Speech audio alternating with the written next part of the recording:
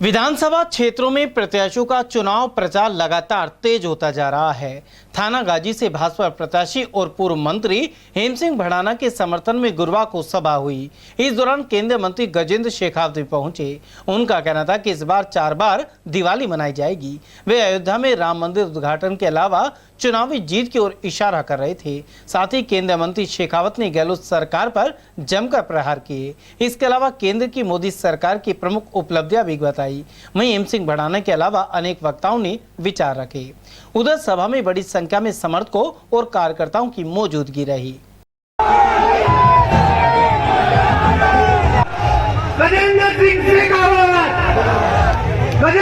शेखावत, हेम Singh Bhadana, BJP. हम सनातनी लोग पिछले 450 साल से इंतजार कर रहे हैं।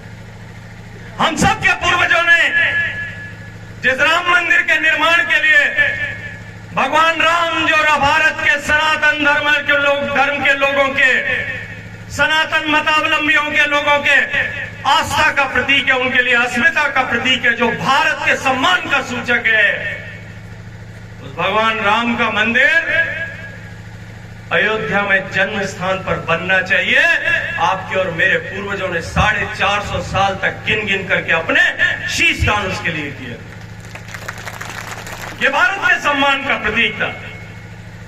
आजादी के बाद में भी निरंतर हमारी उस साधना को रोकने का जिस तरह से प्रयास किया गया, भगवान राम के अस्तित्व को नकारने के षड्यंत्र किए गए, भगवान राम के अस्तित्व को चुनौती दी गई, न्यायालयों में झूठे एफिडेविट दायर किए गए।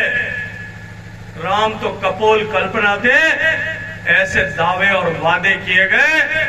उन सबको जुटला करके नरेंद्र मोदी जी के आशीर्वाद से, उनके संयोजन से अयोध्या में जो भगवान राम का मंदिर बन रहा है, 22 जनवरी को हम सब लोग उसकी ध्वजा का दर्शन करते हुए भगवान राम जी के मंदिर के प्राण प्रतिष्ठा का साक्षी बनेंगे। उस दिन हिंदुस्तान का हर एक बेटा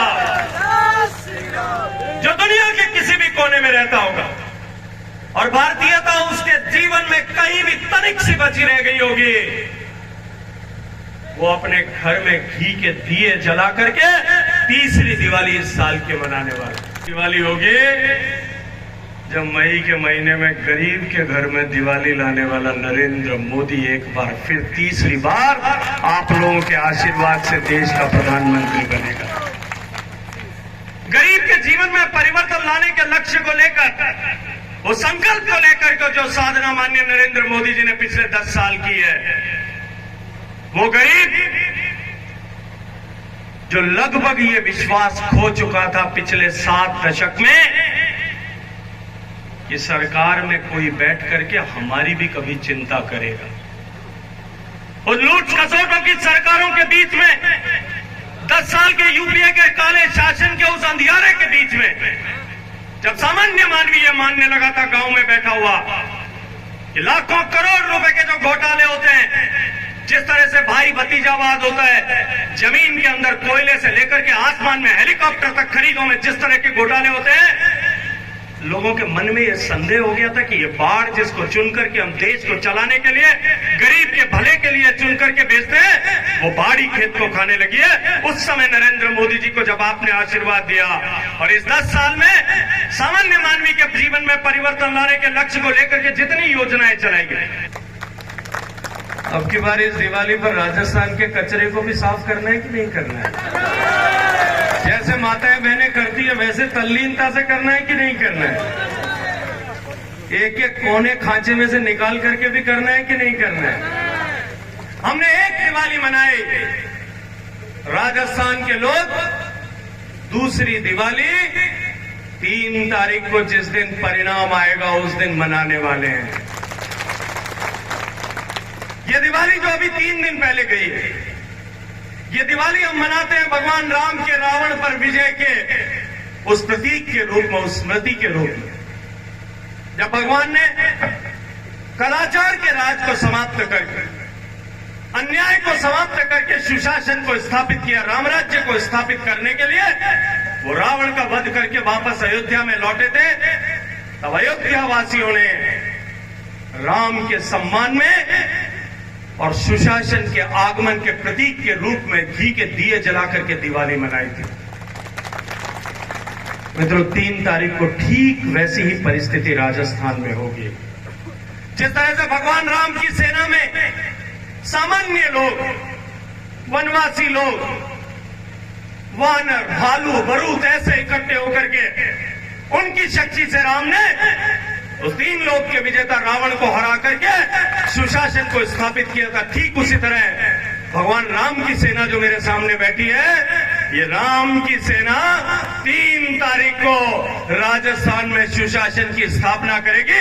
उस दिन हम लोग एक बार फिर दिवाली मनाएंगे। राजस्थान के इन 13 जिलों के किसानों और इन 13 जिलों के 3.5 करोड़ लोगों के सूखे कंठों के साथ में राजनीति करने का पाप किया। मैंने 10 बार मीटिंग की, 10 बार मीटिंग बुलाई जयपुर, दिल्ली में। बरतरी को साक्षी मान करके कहता हूं कि एक भी मीटिंग में कांग्रेस पार्टी का मंत्री और उनका मुख्यमंत्री नहीं है। सरकारी अधिकारी आते थे, तोते की तरह सिर हिलाते थे, भाई साहब आप बात तो सही कह रहे हो पर हम क्या करें, हमारे सीएम साहब नहीं मानते। मैंने कहा मैं राजस्थान को पैसा देने के लिए तैयार हूं, लेकिन वो कागज दुरुस्त करके साइन करके भेजने को राजी नहीं थे। मुझे पता था कि ये नहीं करेंगे, ये नहीं मानेंगे। मैं एक दिन प्रधानमंत्री जी के पास गया, मैंने निवेदन किया कि साहब रोज मुझे भी गाली देता है, आपको भी गाली देते हैं, आप बताओ क्या करना चाहिए। तो उन्होंने कहा देखो भैया, रुकना नहीं चाहिए, बाधाओं से डर के हारना नहीं चाहिए, नया रास्ता ढूंढने का प्रयास करना चाहिए। मैंने आईआईटी रुड़की के इंजीनियर्स को बुलाया, आईआईटी खड़गपुर के हाइड्रोलॉजी पढ़ाने वाले, पानी का विज्ञान पढ़ाने वाले लोगों को, एक्सपर्ट्स को बुलाया, मध्य प्रदेश के इंजीनियर्स को बुलाया, राजस्थान के रिटायर्ड इंजीनियर्स को बुलाया, क्योंकि सर्विस वाले आने नहीं देते थे। बिठा करके कई दिन तक हमने 30 दिन तक दिमाग लगाया, दिमाग दौड़ा करके एक नया आइडिया बनाया जिसमें राजस्थान को भी फायदा होता था और मध्य प्रदेश को भी फायदा होता था। और बाद में उसको सुप्रीम कोर्ट ने जो कमेटी बनाई है, अटल जी का जो सपना था कि नदी से नदी जोड़नी चाहिए, हमने उस नदी से नदी जोड़ने के प्रकल्प में उसको सम्मिलित किया। और बाद में एपेक्स कमेटी का चेयरमैन मैं होता हूं, मैंने उस कमेटी में पास करके उसको देश के टॉप 5 लिंक में से जिस पर सबसे पहले काम होगा उसमें सम्मिलित कर दिया। आप सबकी आवाज पर, आप सबके मन के उद्गार से, कार्यकर्ताओं की भावना को देखते हुए हमारे बीच बैठे केंद्रीय नेतृत्व ने मुझको आपके बीच जिम्मेदारी, भारतीय जनता पार्टी मुझ पर विश्वास रख करके आप सबके बीच आशीर्वाद लेने भेजा है।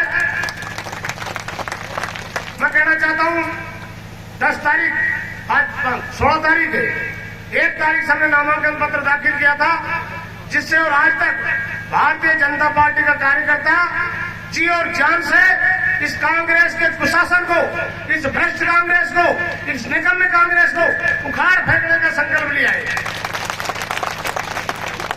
इस कांग्रेस के भ्रष्टाचार में राजस्थान के अंदर सबसे ज्यादा अगर भ्रष्टाचार हुआ तो इस राजस्थान के अंदर लालवार जिले के अंदर हुआ। यहाँ से कलेक्टर से लेकर के यहाँ के जनप्रतिनिधि, जिला पार्षद, नगर पालिका पार्षद, नगर पालिका चेयरमैन और स्थानीय जनप्रतिनिधियों को परिवार तक भ्रष्टाचार में लिप्त रहे। आज जनता, पूरे भारतीय जनता पार्टी के कार्यकर्ता, 10 साल तक आपके बीच में मैंने सेवा की, तन से, मन से, वचन से। 2008 में आपने मुझको आशीर्वाद दिया, 2013 में फिर आशीर्वाद दिया। आपके आशीर्वाद से मैं राजस्थान सरकार में कैबिनेट मंत्री रहते हुए आपका सेवक के रूप में काम किया, आपके साथी के रूप में काम किया। पूरी विधानसभा क्षेत्र के अंदर लेकर के आप बसी योगदान से और सुरेश तक चले जाइए, मालूताड़ा से और कारोड़ तक सारी सड़कों का जाल बिछाया आपके सामने। आज भारतीय जनता पार्टी के कार्यकर्ता हम 11-11 बजे तक, माननीय मंत्री महोदय, 11-11 बजे तक भारतीय जनता पार्टी के कार्यकर्ता और महिलाएं भारतीय जनता पार्टी का समर्थन देने के लिए सड़कों पर और चौराहों पर और सभाओं के अंदर एक नारा दे रखा है, इस कांग्रेस भ्रष्ट को निकलने को उखाड़ कर फेंकेंगे और थानागाजी में कमल खिलाएंगे। विकास वही हमारा नारा है, सबका साथ, सबका विकास। आपका मान रखेंगे, सम्मान रखेंगे। आपके बीच में मैं जैसा पहले था वैसा ही आज हूँ। जैसा आप प्यार आज दे रहे हो, आने वाली 5 साल तक आप लोगों की सेवा करूंगा। आप 25 तारीख तक तन मन से ज्यादा लंबी बात क्यों, मेरे सब जगह के गांव में हुआ और सबसे मेरा परिचय आपसे यही कहना चाहता हूं, भारतीय जनता पार्टी को कमल खिलाना है 25 तारीख को, इस कांग्रेस को और निकम्मी कांग्रेस को आपने उखाड़ कर फेंकना है, राम राज स्थापित करना है।